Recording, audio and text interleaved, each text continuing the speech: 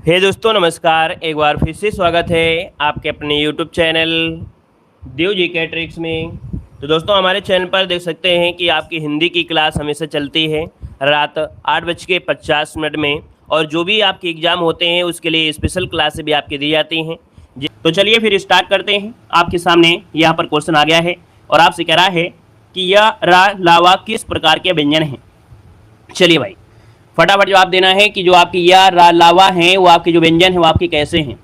देखा जाए तो आपके आंसर लगभग सभी के आ गए हैं और आप कहेंगे सर यहाँ पर देखा जाए तो ये जो आपके हैं इनको अंतःस्थ व्यंजन कहते हैं, है ना। वे व्यंजन वर्ण जिनका उच्चारण आंतरिक वर्णमाला से लेते हैं अर्थात स्वरों व्यंजनों के बीच होते हैं और इन्हें अंतःस्थ व्यंजन कहते हैं, याद रखिएगा, है ना। यहाँ पर जो आंसर आ गया है बी नंबर बिल्कुल सही हो जाएगा। हम आपसे बात करें उस व्यंजन क्या है तो आप सभी में सब लोग क्या कमेंट कर सकते हैं कि सर यहाँ पर उस व्यंजन हमें पता है।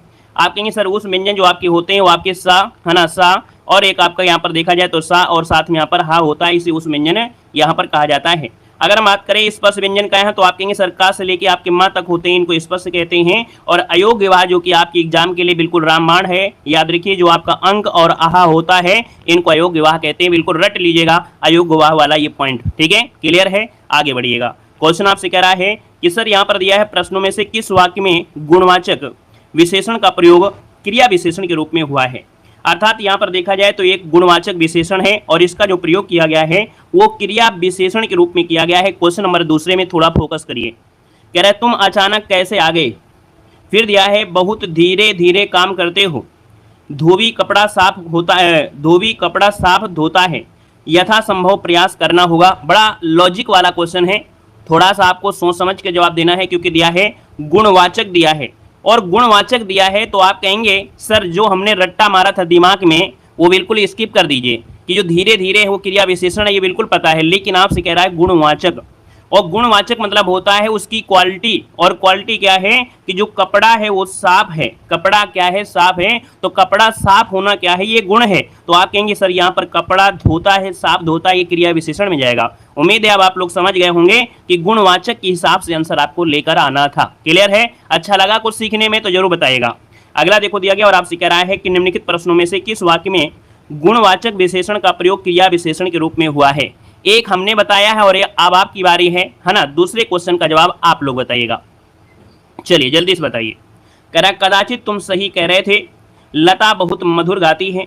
जो भी हो तुम्हें अवश्य आना है। तुम कह रहे हो इसलिए मैं मान लेता हूँ। यहाँ पर देखा जाए तो क्वेश्चन नंबर आपका जो 3 है इसका आंसर क्या हो जाएगा। तो आप कहेंगे सर यहाँ पर मधुर क्या है, ये गुण है ना, ये मधुर गाती ये गुण है। आप कहेंगे सर बहुत मधुर गाती है, ये क्या हो जाएगा, क्रिया विशेषण के साथ आंसर आएगा बी के साथ। क्लियर है। चलिए जय श्री राम, जय महाकाल, सभी को जय हिंद। अगला क्वेश्चन आप लोग बताइए कि समास का अर्थ क्या होता है। अभी आपने पुलिस एग्जाम का दिया होगा पेपर और देखा होगा पुलिस एग्जाम में बहुत ऐसे क्वेश्चन आपके रहे हैं जो आपकी थ्योरी से निकालकर आपके बनाए गए थे। आप देख सकते हैं कि आपसे पूछा है समास का अर्थ क्या होता है, अर्थात समास की परिभाषा पूछा गया है। और यहाँ पर दिया है दो शब्दों को मिलाकर छोटा करना।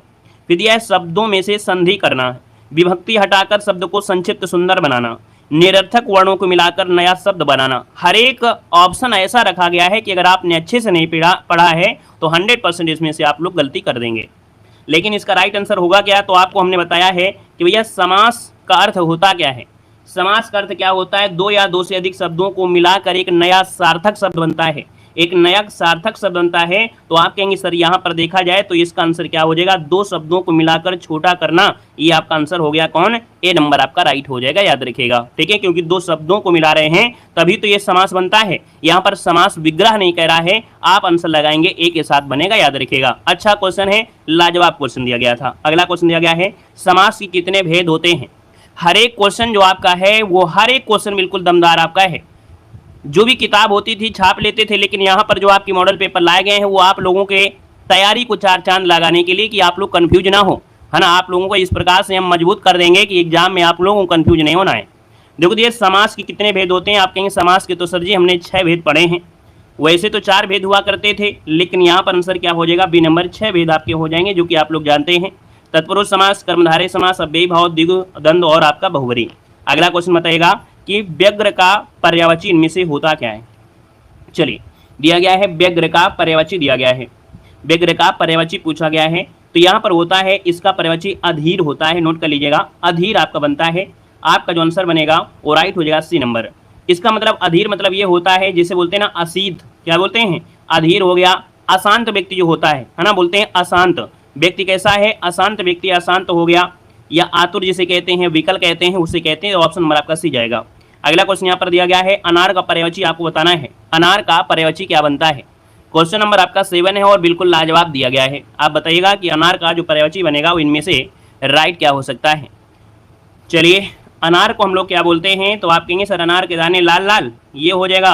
आप कहेंगे सर राम बीज होता है, दड़िम भी होता है, सुकोदन भी होता है।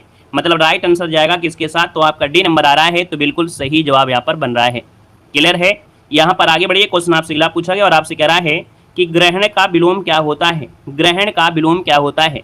जैसे आप लोग ग्रहण कर रहे हैं, है ना, तो यहाँ पर देखा जाए तो आप कहेंगे सर इसका होता है त्याज। जैसे हम आपको यहाँ पर मेहनत कर रहे हैं और आपको पढ़ा रहे हैं, तो आप कहेंगे सर इसका जो आंसर है वो आपका बनेगा क्या, ग्रहण का हो जाएगा त्याज, जो कि ऑप्शन नंबर आपका बी वाला यहाँ पर राइट हो जाएगा। अगर आपका आ रहा है बी नंबर तो बिल्कुल सही है, डी नंबर आपको नहीं लगाना है।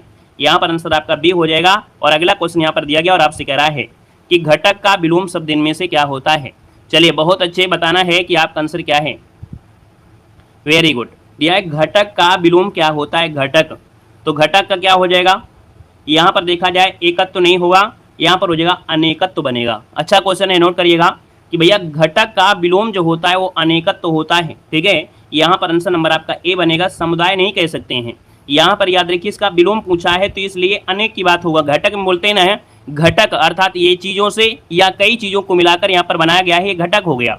तो आप कहेंगे सर यहाँ पर इसका विलोम होगा जो आपका एक चीज होगा, तो आप कहेंगे इसको बोलते हैं अनेकत्व बोल देंगे। यहाँ पर आंसर नंबर आपका ए हो जाएगा राइट, घटक और अनेकत्व।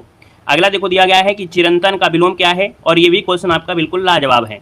यहाँ पर दिया गया है चिरंतन का विलोम। चिरंतन का विलोम क्या होता है, इस क्वेश्चन को समझ लीजिएगा क्योंकि यही क्वेश्चन अब आपको यूपी पुलिस के मॉडल पेपर में मिलेगा। चलिए, चिरंतन का विलोम पूछा है और चिरंतन का विलोम होता क्या है। यहाँ पर दिया है शाश्वत और से दिया गया है, यहाँ पर आपका नश्वर दिया गया है। Very good. यहाँ पर आंसर देखा जाए तो चिरंतन का हो जाएगा क्या, नश्वर हो जाएगा। यहाँ पर नश्वर होगा। अगर आपसे बोले सर जी शाश्वत क्या है, तो शाश्वत चिरंतन का पर्यायवाची है। क्या है ये आपका पर्यायवाची। अगर चिरंतन का पर्यायवाची पूछे तो शाश्वत हो जाएगा, लेकिन विलोम पूछा है तो आप कहेंगे सर बी नंबर आपका राइट हो जाएगा।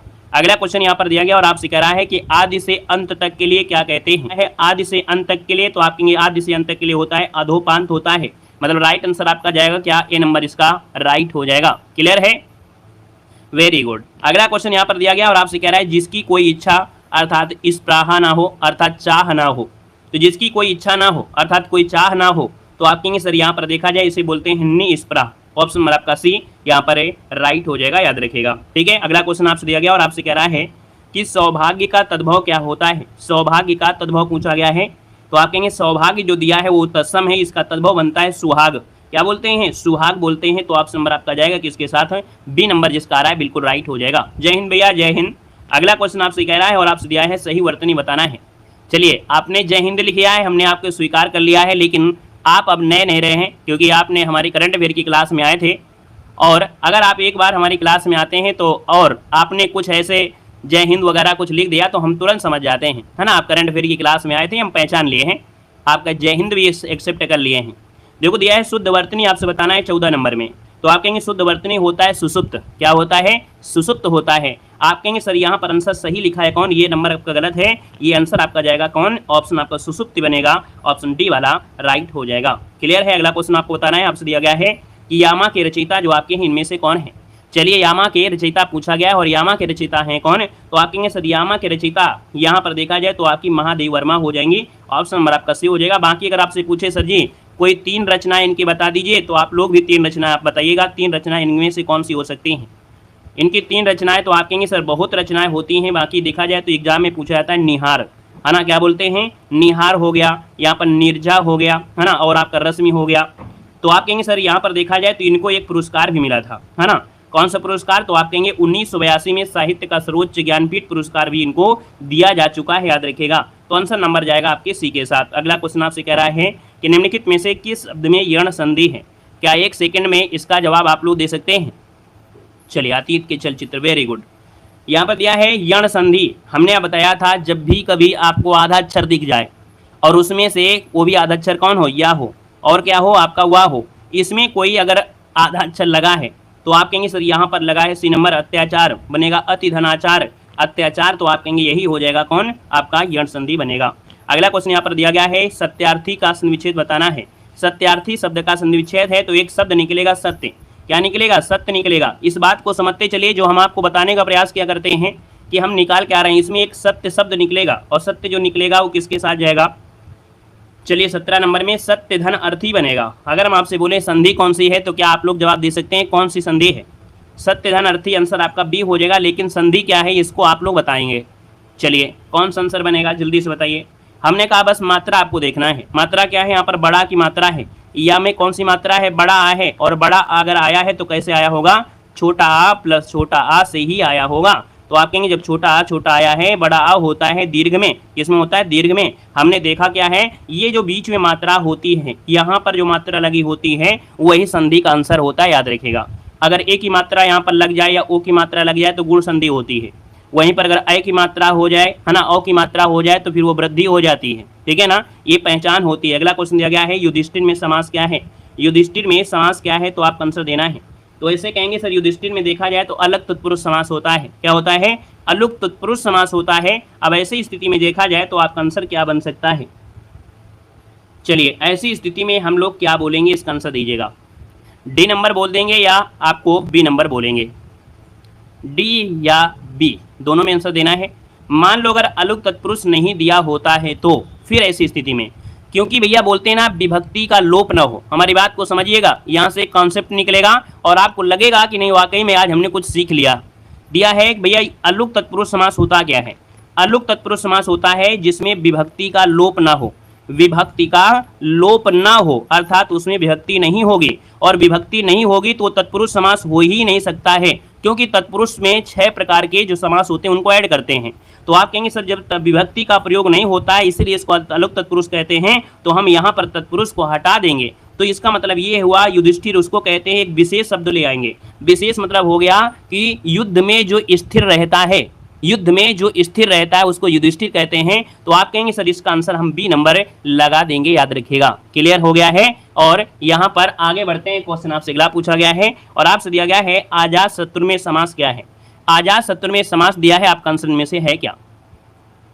चलिए यहाँ पर बताना है। आपने पढ़ा था कि युधिष्ठिर में समास क्या है, तो उसमें पढ़ा होगा अलुक तत्पुरुष समास। क्या पढ़े थे, अलुक तत्पुरुष समास आपने पढ़ा था, है ना। लेकिन यहाँ पर जो दिया है वो बिल्कुल क्या है, थोड़ा सा अंतर हो गया है, जो कि हमने अंतर आपको साफ स्पष्ट कर दिया है।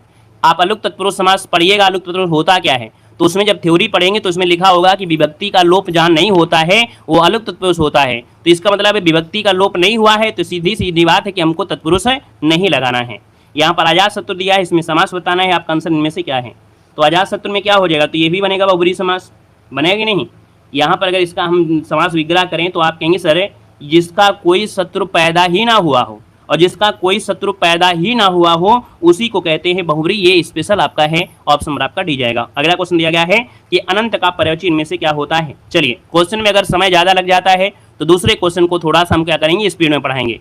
यहाँ पर देखो दिया गया है अनंत का पर्यायवाची क्या होता है 20 नंबर में। तो आप कहेंगे अनंत, यहाँ पर देखो फल नहीं हो सकता है, फासला नहीं हो सकता है, दाडिम नहीं हो सकता है, तो एक ऑप्शन बचेगा यहाँ पर आपका सी नंबर अवसान होता है। अवसान की बात करते हैं तो यहाँ पर और भी कई चीज़ें हो सकती हैं। यहाँ पर अंत दिया गया है, देखिए अंत दिया, अनंत नहीं है, ये अंत है, और अंत मतलब होता है अवसान। क्या दिया है, अवसान। अवसान मतलब होता है मृत्यु। क्या होता है, मृत्यु, अर्थात देहांत हो गया, निधन हो गया, मौत हो गई, मृत्यु हो गई, इसे कहते हैं अंत। तो आप कहेंगे सर अवसान शब्द आपका आंसर बिल्कुल सही जाएगा। क्लियर है। अगला क्वेश्चन आपसे दिया गया है कि मूक होई वाचालु पंग चढ़े गिरवर जास कृपा सुदयालु प्रभु सकल करिमल दहन, उपरोक्त में से छंद कौन सा है। यहाँ पर देखिए इसका आंसर आपका होगा क्या। चलिए यहाँ पर जवाब देना है। तो आप कहेंगे सर मात्राएं लगा लेते हैं, क्या दिक्कत है, मात्राएं लगा लेते हैं। तो आप कहेंगे जी सर जी मात्रा पहले में लगाइएगा। तो आप कहेंगे मूक में यहाँ पर डबल हो जाएगा, फिर सिंगल हो जाएगा। होई में यहाँ पर डबल हो जाएगा, फिर सिंगल हो जाएगा या डबल हो जाएगा। यहाँ पर देखो ये जो एक्स्ट्रा चढ़ी है ना, ये मात्रा एक्स्ट्रा नहीं होगी। फिर यहाँ पर देखो वाचाल में डबल होगा, फिर यहाँ पर चा में भी हो जाएगा, और फिर आपका सिंगल हो जाएगा। अब देखिए मात्रा दिया है 2 2 4 1 5 5 4 5 3 8 8 9 10 11, मतलब ये आ गई 11 मात्रा, और 11 मात्रा होती है सोरठा में। ऑप्शन नंबर आपका जाएगा ए के साथ सोरठा हो जाएगा, बरवे नहीं है भैया, ये आंसर आपका ए बनेगा। अगला देखो दिया गया है कि श्री गुरु चरण सरोज रज निज मन मुकुर सुधारी बरनो हो रघुवर विमल जसु जोदायक फलचारे। क्या इस क्वेश्चन का जवाब आप लोग दे सकते हैं। चलिए, इतनी अच्छी बात है कि आप लोग कहते हैं जी सर जी हम दे सकते हैं। तो आप कहेंगे यहाँ पर देखा जाए तो मात्रा लगाना है तो क्या नहीं लगाएंगे। तो आप कहेंगे सर यहाँ पर देखा जाए ये जब हम लोग पढ़ते हैं वो पढ़ते हैं क्या बोलते हैं हनुमान चालीसा, तो सबसे पहले आपको आती है क्या दोहा एक लिखा होता है श्री गुरु चरण सरोज रज, है ना, तो बड़े अच्छे से गाया जाता है। तो कहेंगे सर जी मात्रा ही लगा लेते हैं। अगर मात्रा लगाया जाए तो भी आप इसका आंसर लगा सकते हैं क्योंकि श्री में लगेगा आपका डबल हो जाएगा। यहाँ पर गुरु में यहाँ पर सिंगल है और ये सिंगल हो जाएगा क्योंकि जो रू है वो आपका छोटा रू निकलेगा। चरण में सिंगल सिंगल लगेगा, सरोज में यहाँ पर देखो सिंगल लगेगा, फिर ओ की मात्रा डबल हो जाएगा, फिर सिंगल हो जाएगा, फिर सिंगल होगा, फिर सिंगल होगा। देखिए मात्रा गिनिएगा 2 3 4 5 6 7 8 9 10 11 12 13 और 13 जब होती हैं पहले में तो इसका मतलब है ये आपका दोहा है। ऑप्शन नंबर आपका ए राइट हो गया है। क्लियर है, आगे बढ़िए। क्वेश्चन दिया गया है आपसे, कह रहा है कि यह मुख है नीले अंबर में या चंद विमल है, अंधेरे में दीप जला या सर में खिला कमल है, इसमें से अलंकार पूछा है। अब आप बताइएगा कि आप 23 नंबर का जवाब आप लोग दे सकते हैं, क्या आप इसका जवाब दे सकते हैं। यह मुख है नीले अंबर में यह शब्द लगा है, और जब यह शब्द लगा हो तो बड़ा अच्छा आंसर होता है कि सर यहाँ पर संदेह हो जाता है कि यह मुख है या नीला अंबर, यह चंद विमल है, अंधेरे दीप में जला सर में खिला कमल है, अर्थात यह लगा दिया, अर्थात ये संदेह हो गया। आंसर आपका जाएगा डी के साथ। अगला क्वेश्चन यहाँ पर दिया गया है कि शरणागत में समास क्या है। शरणागत में समास क्या है, तो शरण को आगत, है ना, शरण को आगत, अर्थात इसका आंसर आपका क्या हो जाएगा। तो आंसर नंबर जिसका आ रहा है यहाँ पर क्या बनेगा भैया, चलिए जल्दी से बताइएगा। क्वेश्चन नंबर आपकी 24 में, और 24 की अगर बात कर लेते हैं तो आप कहेंगे सर यहाँ पर शरण में आगत, अच्छा शरण में आगत, है ना, तो यहाँ पर इसका मतलब है कि आपकी तत्पुरुष समास हो जाएगा, शरण में आगत, इसका आंसर राइट हो जाएगा। अगला दिया गया है यहाँ पर क्वेश्चन है कि मरणासन में कौन सा समास है। मरणासन में समास क्या है।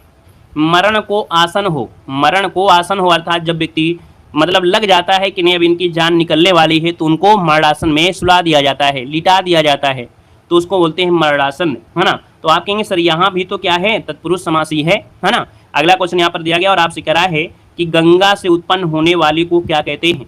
गंगा से उत्पन्न होने वाले को क्या कहते हैं बताना है। तो आप बताइए कोई ऐसा व्यक्ति है जो गंगा से उत्पन्न हुआ हो, चलिए बताइएगा, ऐसा कोई व्यक्ति है जो आपने अभी तक इतिहास में पढ़ा हो जो गंगा से उत्पन्न हुआ हो।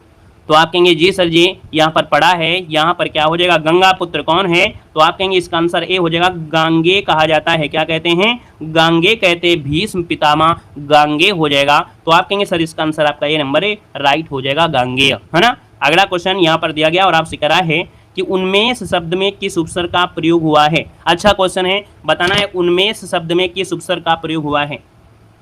हमने कहा उन्मेष, तो भैया यहाँ पर क्या है, हमको संधि के रूल के अकॉर्डिंग तोड़ना पड़ेगा, नहीं तो गड़बड़ हो जाएगा। यहाँ पर जब संधि के अकॉर्डिंग तोड़ेंगे तो भैया यहाँ पर जो शब्द है मेष, ये मूल शब्द निकलेगा और बचेगा यहाँ पर क्या, उद्धन मेष। इसका आंसर जाएगा किसके साथ, तो बी के साथ जाएगा, क्योंकि आपको पता है में तो है ही नहीं है, तो इसका परिवर्तन हुआ है, अर्थात इसका आंसर अब भी हो जाएगा, उद्धन मेष बनेगा।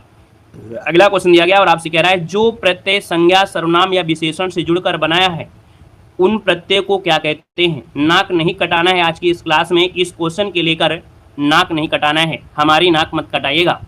जितने भी यहाँ पर लोग जुड़े हैं इस क्वेश्चन का जवाब बिल्कुल 100% देना है, क्योंकि आपको हमेशा चिल्लाते रहते हैं, ये क्वेश्चन एग्जाम में आता भी है और आपको हमेशा बताते हैं। दिया है जो संज्ञा सर्वनाम और विशेषण से जुड़कर नया शब्द बनाते हैं वे प्रत्यय क्या कहलाते हैं। अभी तक सभी का जवाब मतलब आया है बी नंबर, जो कि बिल्कुल सही जवाब है ना।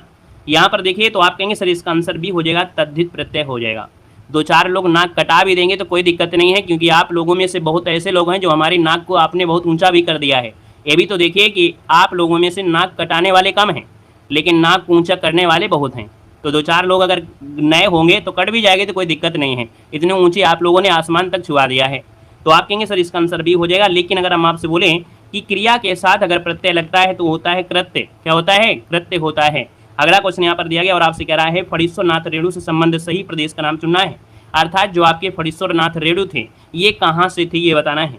तो भैया ये जुड़े हैं आपके कहाँ से, बिहार से थे। याद रखिए, नोट कर लीजिएगा कि फणीश्वरनाथ रेणु जो थे वो आपकी इनका संबंध कहाँ से है, बिहार से है। 1921 में इनका जन्म हुआ था, ठीक है। और बिहार में एक अररिया जिला पड़ता है, अररिया जिला पड़ता है, वहीं पर एक गांव पड़ता है और वही के पास हिंगना गांव। कौन, हिंगना गांव। और जो लोग हिंगना से देख रहे हैं जरूर कमेंट कर दीजिएगा, तो हिंगना गांव से हैं, आपके आंसर भी बनेगा। अगला दिया है क्रिया का मूल रूप क्या होता है, क्रिया का मूल रूप क्या होता है। चलिए वेलकम है भैया। चलिए, वेरी गुड।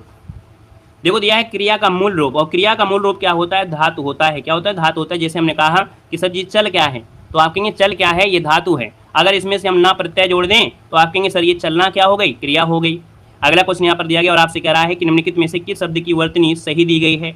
यहाँ पर देखो वर्तनी है, अनुग्रहित कैसे लिखा जाएगा? क्या इस क्वेश्चन का जवाब 100% लोग सही दे सकते हैं, चाहे वो नए पढ़ने वाले हों या पुराने स्टूडेंट हो? क्योंकि इस क्वेश्चन में बहुत लोग ऐसे होते हैं जो कंफ्यूज होते हैं। इस क्वेश्चन का जवाब दीजिएगा, आपका आंसर सही इनमें से क्या हो जाएगा। चलिए, जब हमने पढ़ाना शुरू किया था लगभग आपकी वही 17-18 है ना, 2017-18 में, तब हमने देखा था आप लोग इस क्वेश्चन में बड़ा कंफ्यूज रहते थे, लेकिन अब आप लोगों से 100% सही जाता है जवाब। अनुग्रहित इस प्रकार से लिखा जाता है, ठीक है ना। इसका आंसर लगाएंगे आप लोग भी, नंबर बिल्कुल सही जवाब इनमें से हो जाएगा। चलिए अगले क्वेश्चन को आते हैं। क्वेश्चन दिया गया और आपसे कह रहा है निम्नलिखित में से सही वर्तनी आपको चयन करना है। यहाँ पर दिया है अभ्यर्थना, और अभ्यर्थना की अगर हम बात करते हैं 32 नंबर में, तो आप कहेंगे सर अभ्यर्थना जो लिखा है यहाँ पर सही आंसर पहला ही राइट हो जाएगा, अभ्यर्थना बन जाएगा। राइट आंसर आपका ए के साथ जाएगा, याद रखिएगा, नोट कर लीजिएगा, स्क्रीनशॉट लीजिएगा। अगला दिया गया है जुगुप्सा किस रस का स्थायी भाव है। जुगुप्सा किस रस का स्थायी भाव होता है? यहाँ पर 33 नंबर आपको देना है। तो जुगुप्सा की अगर बात करते हैं तो आप कहेंगे सर ये होता है विभत्स रस का, है ना। गुड इवनिंग भैया, गुड इवनिंग। यहाँ पर विभत्स जिसका ऑप्शन आया है सी नंबर वाला, बिल्कुल राइट हो जाएगा। मतलब घृणित वस्तुओं को देखकर या उसके संबंध में सुनकर जब आपको क्या हो, घृणा हो, उसे कहते हैं विभत्स कहते हैं। यहाँ पर अगला क्वेश्चन आपसे कह रहा है, दिया गया है बांझ क्या जाने प्रसव का पीड़ा। क्वेश्चन नंबर आपका 34 दिया है, इसका आंसर इनमें से है क्या? चलिए, बांझ क्या जाने प्रसव का पीड़ा। बांझ कहते हैं जिनके पुत्र नहीं होते या पुत्रियां नहीं होती, अर्थात जिनके बच्चे नहीं होते, उनको कहते हैं बांझ। तो बांझ क्या जाने प्रसव की पीड़ा, है ना। तो यहाँ पर देखा जाए आपका जो आंसर बनेगा वो आपका आंसर हो जाएगा जिस पर बीतती है वही जानता है। ऑप्शन नंबर आपका ए यहाँ पर राइट हो जाएगा। दोस्तों याद रखिएगा, क्लियर है। आगे बढ़िए, क्वेश्चन आपसे अगला पूछा गया और आपसे कह रहा है कि चुल्लू भर पानी में डूबना, इसका अर्थ क्या होता है? चुल्लू भर पानी में डूबना, इसका अर्थ इनमें से क्या है? यहाँ पर देखा जाए तो चुल्लू भर पानी मतलब होता है बहुत अधिक लज्जित होना, है ना। कहते हैं सर जी मैं 1 नंबर से रह गया, सर जी मैंने बहुत मेहनत किया, लगता है कि बिल्कुल अब जीवन से उद्धार हो जाए। तो चुल्लू भर पानी में डूबना, इसका मतलब यहाँ पर आपका अर्थ बनेगा क्या? बहुत अधिक लज्जित होना। ऑप्शन नंबर आपका सी राइट हो जाएगा, क्लियर है। अगला क्वेश्चन यहाँ पर दिया गया और आपसे कह रहा है कि पर्वत का पर्वची कौन सा नहीं है। देखिए पर्वत का पर्वची कौन सा नहीं है आपको बताना है। हमने कहा पर्वत का पर्वची जो होता है, पर्वत का जो पर्वची होता है, यहाँ पर देखिए इसका आंसर क्या है? आप कहेंगे सर गिरि होता है, शैल होता है, भूधर होता है, लेकिन यहाँ पर जो भैया दिया है गिरिधर नहीं होता है, गिरिधर नहीं होता है। याद रखिएगा, गिरधर कहते हैं भगवान कृष्ण को कहते हैं। गिर मतलब पर्वत, जिनको पर्वत को उठा लिया था, धारण कर लिया था। तो आप कहेंगे सर इसका जो आंसर है वो आपका बी नंबर राइट हो जाएगा। अगला क्वेश्चन यहाँ पर दिया गया और आपसे कह रहा है कि पंडित का पर्यवची कौन सा नहीं है। पंडित का पर्यवची कौन सा नहीं है? पंडित को हम लोग कहते हैं जो बहुत विद्वान होता है, पंडित को हम कहते हैं जो प्राज्ञ होता है, पंडित को कहते हैं जो मनीषी होता है। लेकिन यहाँ पर विदुर जो दिया है, विदुर हो सकता है क्या भाई? विदुर तो आपने नहीं पढ़ा होगा, है ना, विदुर आपने नहीं पढ़ा है, याद रखिएगा। तो आप कहेंगे सर इसका आंसर आपका बनेगा डी नंबर हो जाएगा। अगला दिया गया है कि भैया निराला किस पत्र से के संपादक थे। निराला किस पत्र के संपादक थे? तो आप कहेंगे निराला जो कि सूर्यकांत त्रिपाठी निराला। याद रखिए मतवाला, ऑप्शन नंबर आपका सी हो जाएगा, मतवाला हो जाएगा। और इस पत्रिका का जो प्रकाशन किया था वो कलकत्ता से हुआ था, 1923 में कलकत्ता से इसका प्रकाशन किया था, कलकत्ता से, याद रखिएगा, ठीक है। चलिए अगला क्वेश्चन आपसे दिया गया और आपसे कह रहा है कि भैया निराला की किस कविता को मुक्तक छंद की हिंदी की प्रथम कविता कहा गया है। देखिए निराला की एक कविता है जिसको मुक्तक छंद की हिंदी की प्रथम कविता कहा गया है, तो ये है जूही की कली। ऑप्शन नंबर आपका जाएगा डी के साथ। जूही की कली ये निराला की प्रथम काव्य कृति है, ये 1916 में इसको प्रकाशित किया गया था। यहाँ पर अगला क्वेश्चन आपसे दिया गया और आपसे कह रहा है कि निम्नलिखित प्रश्न में से विशेषण की दृष्टि से कौन सा वाक्य आपका शुद्ध दिया गया है। अब आप बताइएगा विशेषण के हिसाब से है क्या। यहाँ पर देखा जाए विशेषण की अगर बात करते हैं तो आप कहेंगे सर शुद्ध दिया है अनेक छात्र हिंदी नहीं जानते, हजारों लड़का हजारों लड़के, देखो ये गलत हो गया, कितने लड़के यह गलत हो गया, सेना में कितना घोड़े हैं ये भी गलत हो गया। आप कहेंगे सर 3 ऑप्शन तो बिल्कुल हटा दिया गया, तो बस एक ऑप्शन बन गया कि अनेक छात्र हिंदी नहीं जानते हैं। ये बिल्कुल सत्य बात है। यहाँ पर आंसर आपका ये बनेगा। जो लोग यहाँ पर एसएससी से रिलेटेड तैयारी करते हैं, है ना, आपके बैंकिंग से तैयारी करते हैं, अकाउंटेंट से तैयारी करते हैं, उनको हिंदी का ज्ञान उतना ज़्यादा नहीं होता। बाकी अगर चाहें तो जिनको मैथ आती है, रीजनिंग आती है, साइंस आती है, वो लोग हिंदी को बहुत ही जल्दी कवर कर सकते हैं। लेकिन जिनको मैथ नहीं आती है तो उनको मैथ को कवर करने में समय लग जाता है। यहाँ पर अगला क्वेश्चन आपसे कह रहा है और दिया है, यहाँ पर दिया है विशेषण की दृष्टि से कौन सा वाक्य आपका शुद्ध दिया गया है। चलिए यहाँ पर देना है आपका जो आंसर है वो राइट इनमें से क्या हो जाएगा। तो आप कहेंगे सर यहाँ पर 41 में दिया है वह गली में कुछ पतला सा है, वहाँ गली में कुछ पतला सा है, ये गलत हो गई। मेरी 2 गाय सफ़ेद हैं और 1 काली है, कहेंगे बिल्कुल सही है क्योंकि सबसे जो लगा है सर्वोत्तम के साथ नहीं लगेगा। या पुस्तक के नियम, इस पुस्तक के नियम अच्छे हैं, आप कहेंगे यहाँ से गलत कर दीजिए। ऑप्शन नंबर आपका बी वाला बिल्कुल राइट लगा दीजिएगा। अगला क्वेश्चन यहाँ पर दिया गया और आपसे कह रहा है कि निम्न वाक्यों में से शुद्ध वाक्य को सही उत्तर आपको बताना है। चलिए अब एक वाक्य में शुद्ध वाक्य आपको बताना है। वह दंड पाने योग्य है, वह दंड लेने योग्य है, वह दंड के योग्य है, वह दंड देने योग्य है। अब आप बताइए इस क्वेश्चन का जवाब, आपका आंसर क्या होगा। बहुत अच्छा क्वेश्चन है, दिल खुश कर देने वाला क्वेश्चन है क्योंकि ये क्वेश्चन हमेशा आता है और लोगों को ये क्वेश्चन आपका गलत भी हो जाता है, लेकिन इस क्वेश्चन का जवाब सबका सही है जो कि बहुत ही अच्छी बात है। आप कहेंगे सर ऑप्शन नंबर आपका जो दिया गया है 42 में वो ऑप्शन सी जाएगा, वह दंड के योग्य है ना, वह दंड के योग्य है। अगला क्वेश्चन यहाँ पर दिया गया और आपसे कह रहा है कि भैया यहाँ पर दिया है शुद्ध वाक्य आपको बताना है। शुद्ध वाक्य कौन सा है, क्वेश्चन नंबर आपके 43 में। पहला ऑप्शन देखिए, पाठ पढ़कर कल आइए। कल आइए पाठ पढ़, इसको हटा दीजिए, कल पाठ पढ़कर आइए। आप कहेंगे सर सी नंबर आपका सही हो जाएगा, पाठ पढ़कर कल लगाना यहाँ पर उचित नहीं है, ये आंसर आपका सी हो जाएगा, कल पाठ पढ़कर आइए। ऑप्शन नंबर आपका सी वाला हो जाएगा। अगला क्वेश्चन यहाँ पर दिया गया और आपसे कह रहा है कि सर जी कप ईंधन ईस का सही संविच्छेद क्या है। कप ईंधन ईस दिया है और कप ईंधन ईस का होता है, आप कहेंगे सर यहाँ पर कपीस होता है। अगर हम बात करें कौन सी संधि है तो बड़ी की मात्रा है, और बड़ी की मात्रा होती किस में है, बड़ी की मात्रा होती है दीर्घ में होती है। आप कहेंगे सर आंसर लगा दीजिए दीर्घ संधि। अगला दिया गया है कि भैया जयद्रथ वध किसकी रचना है। चलिए बताना है जयद्रथ वध किसकी रचना है। यहाँ पर जो आंसर है वो राइट इनमें से क्या हो जाएगा भैया, जल्दी से बताइएगा। सभी लोग इसका आंसर बताएंगे, जयद्रथ वध जो रचना है वो आपकी किसकी है। फटाफट आंसर दीजिएगा, आप सभी से पहले आंसर लेंगे तभी हम आपको जवाब देंगे, पहले आप फिर हम। चलिए वेरी गुड, देखिए जवाब लगभग सभी के सही हैं। अब हम ये नहीं कह सकते हैं कि आप लोगों के जवाब गलत हैं, आप लोगों के जवाब बिल्कुल सही हैं। यहाँ पर जो आंसर आ गया है गुप्त वाला बिल्कुल सही जवाब हो जाएगा, मैथिली चरणगुप्त हो जाएगा। और यहाँ पर देखा जाए तो आपका दिया है अतीत के चलचित्र किसकी रचना है। अतीत के चलचित्र जो रचना है वो आपकी किसकी है, इसका आंसर दीजिएगा। अतीत के चलचित्र जो रचना है वो आपकी किसकी है, यहाँ पर आंसर इनमें से क्या होगा। चलिए महादेव वर्मा, यहाँ पर देखा जाए तो आंसर नंबर आपका ये हो जाएगा महादेव वर्मा, इसका आंसर राइट हो जाएगा। और अगला है कठिन काव्य का प्रेत किसे कहा गया है।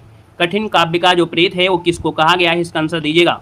यहाँ पर देखिए आपका आंसर क्या है, तो आप कहेंगे सर कठिन काव्य का प्रेत जो कहते हैं वो केशव महाराज अर्थात केशव दास को कहते हैं। ऑप्शन नंबर आपका सी जाएगा। और यहाँ पर देखिए अगला है सितारे हिंद किस लेखक का उपनाम है। चलिए बताना इसका आंसर क्या है, कह रहा है सितारे हिंद किस लेखक का यहाँ पर उपनाम है। तो आप कहेंगे सर यहाँ पर राजा शिव प्रसाद अर्थात ऑप्शन नंबर आपका सी राइट हो जाएगा। और अगला क्वेश्चन यहाँ पर दिया गया और आपसे कह रहा है कि राजा शिव प्रसाद सितारे हिंद की कुछ रचनाएं हैं, जैसे राजा भोज का सपना, है ना, ये भी क्वेश्चन पूछा जाता है। आलसियों का कोड़ा, ये भी क्वेश्चन आपसे पूछा जाता है। अगला क्वेश्चन दिया गया है और आपसे कह रहा है रानी केतकी की कहानी के रचनाकार कौन है। रानी केतकी की कहानी के रचनाकार कौन है, तो आप कहेंगे रानी केतकी की कहानी के रचनाकार है मुंशी ईसा अल्लाह खां। मतलब राइट आंसर जाएगा किसके साथ, ए नंबर आपका हो जाएगा। नेक्स्ट क्वेश्चन आपसे दिया गया है कि आंसू किसका प्रमुख काव्य है। आंसू किसका प्रमुख काव्य है, यहाँ पर बताना है। आंसू की अगर हम बात करते हैं तो आप कहेंगे सर आंसू जो आपका आ गया है वो जयशंकर प्रसाद का है, इसका आंसर आपका बनेगा बी नंबर है। जब आप कुछ अच्छा काम करते हैं तो जय जय करते हैं और आप मालूम है कि आपके आंसू में आंसू भी आ जाते हैं। जब आपको जॉब मिलेगी ना तो आपकी आंखों में आंसू जरूर आएंगे, 100% लिखी बात है, आपकी आंखों में आंसू जरूर आएंगे, वो भी खुशी के आंसू होंगे। अगला क्वेश्चन यहाँ पर दिया गया और आपसे कह रहा है यहाँ पर जयशंकर प्रसाद की कुछ रचनाएं जैसे चित्रधारा है, चंद्रगुप्त दिया है, ध्रुव स्वामिनी है, स्कंदगुप्त है, एक घूंट दिया है, अजातशत्रु है, आकाशदीप है, छाया भी है, आंधी तितली कंकाल, ये जयशंकर प्रसाद की क्वेश्चन यहाँ पर दिया गया और आपसे कह रहा है कि भारतीय युग की जो समय सीमा है वो आपकी है क्या। भारतीय युग की जो समय सीमा है भैया वो आपकी है क्या, तो आप कहेंगे 1850 से स्टार्ट कर दीजिए और इसका मतलब ऑप्शन नंबर आपका क्या हो जाएगा, ए नंबर लगा दिया जाए। यहाँ पर जो आंसर है यहाँ पर आंसर आपका ए नंबर है, राइट हो जाएगा। 1850 से लगभग आपको 1900 जो भी यहाँ पर मान लेते हैं। अगला क्वेश्चन दिया गया है हिंदी रेखा चित्र का विकास जो हुआ किसके बाद हुआ। हिंदी रेखा चित्र का जो विकास है वो किसके बाद हुआ माना जाता है, यहाँ पर आंसर देना है। इसका आंसर क्या है, देखिए 17 नंबर का ऑप्शन दे रहे हैं 36 वाले। अच्छा 1936 वाले जो लोग जवाब दे रहे हैं मतलब बिल्कुल सही जवाब दिए, देखिए बिल्कुल सही था 1936। यहाँ पर देखिए अगला क्वेश्चन दिया गया है कि भारत में मार्क्सवादी चिंतन परंपरा समालोचना के जो समर्थक प्रवक्ता है वो आपकी कौन है। भारत में मार्क्सवादी चिंतन परंपरा और समालोचना के समर्थक प्रवर्तक कौन है? हमने आपको मॉर्निंग में ये आपको पढ़ा दिया था और हमने कहा कि इतना रिवीजन कराएंगे कि आपके सामने अगर कोई भी रचना आ जाए तो उसको बिल्कुल धूल की तरह उड़ा देना है। यहाँ पर देखा जाए तो मार्क्सवादी चिंतन परंपरा समालोचना का जो आंसर है वो आपका आ रहा है रामविलास शर्मा। इसका आंसर आपका देखिए बी नंबर आपका सही था, रामविलास शर्मा। अगला दिया है अंग्रेजी में जो दिया गया रोमांटिज्म के लिए हिंदी में प्रयुक्त शब्द आपका है क्या? यहाँ पर जो रोमांटिज्म दिया है इसके लिए हिंदी में हम लोग क्या शब्द कह सकते हैं? यहाँ पर देखिए आपका आंसर हो जाएगा स्वच्छंदतावाद। आंसर नंबर आपका सी हो जाएगा, स्वच्छंदतावाद बनेगा। अगला क्वेश्चन यहाँ पर दिया गया और आपसे कह रहा है, यहाँ पर दिया है कि रासो रचित काव्य और उसकी रचना रासक शैली में हुई थी, यह कथन किसने दिया है? रासो रचित काव्य और उसकी जो रचना है वो रासक शैली में है, ये कथन किसने कहा है ये बताइएगा। राधे राधे भैया, राधे राधे। कन्हैया बड़े दिनों बाद दिखाई दिए हैं, कहाँ रहे हैं? चलिए यहाँ पर देखिए आपका आंसर आ गया है ए नंबर, यहाँ पर जवाब हो जाएगा, है ना। मतलब आपका आंसर हो गया आचार्य अजैब साध द्विवेदी। और अगला क्वेश्चन दिया गया है कि हीरा मनसूबा का उल्लेख आता है, ये किसमें आता है आपको बताना है ना। हीरा मनसूबा का जो उल्लेख आता है वो किसमें आता है ये आपको जवाब देना है, वो भी कमेंट बॉक्स में कमेंट करके आपको बताना है। क्लियर है? लिए आज के लिए इतना रखते हैं। धन्यवाद सभी को, जय हिंद, वंदे